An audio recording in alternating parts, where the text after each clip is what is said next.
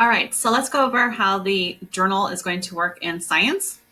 Here we have our teacher master copy.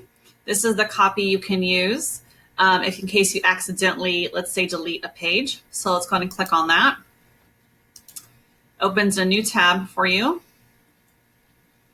So see, it says SM, Scientific Method Teacher Journal.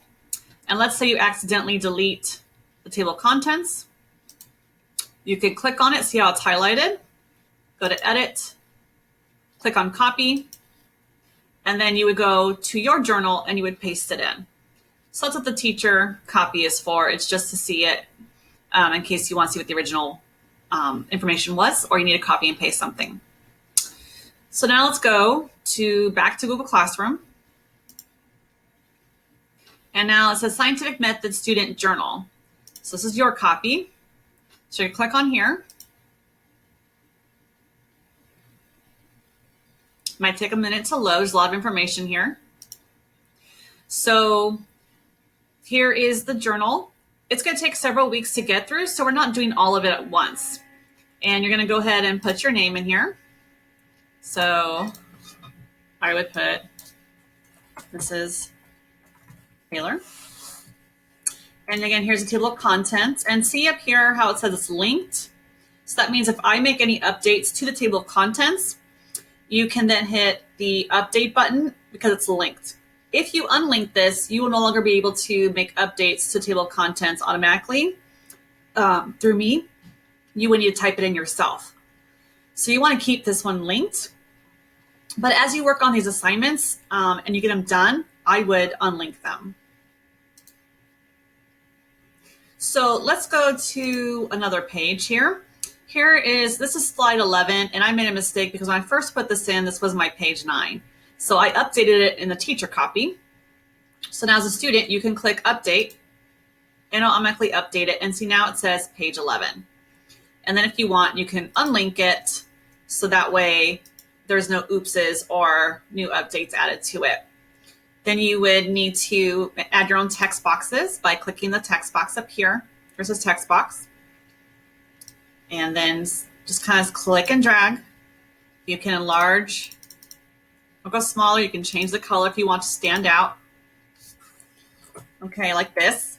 Now let's say it's still linked and you want to update this paper. Well, if you update it with all these boxes filled in, it's going to delete everything you just did. So we don't want that to happen. So click on the box and then you're going to go up to Edit and hit Cut. Then you can hit Update up here. Then after you update it, you can paste it and your work is still saved. And then you could unlink it if you want.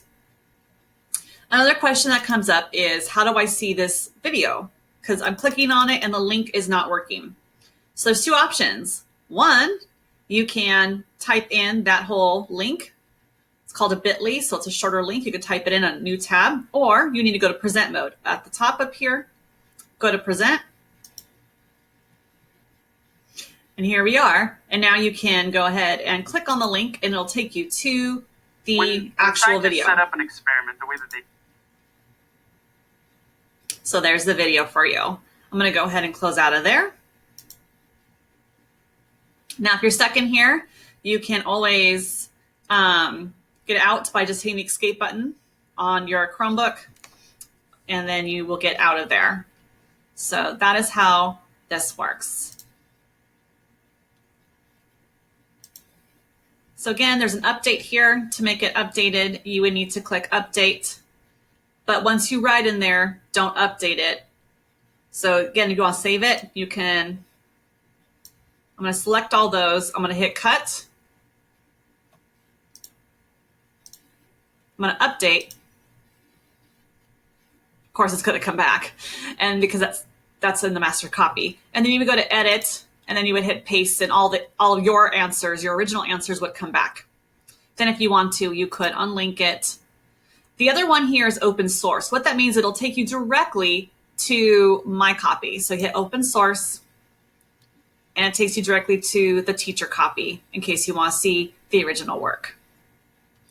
And that basically is how you kind of maneuver throughout your journal. I hope you found this helpful.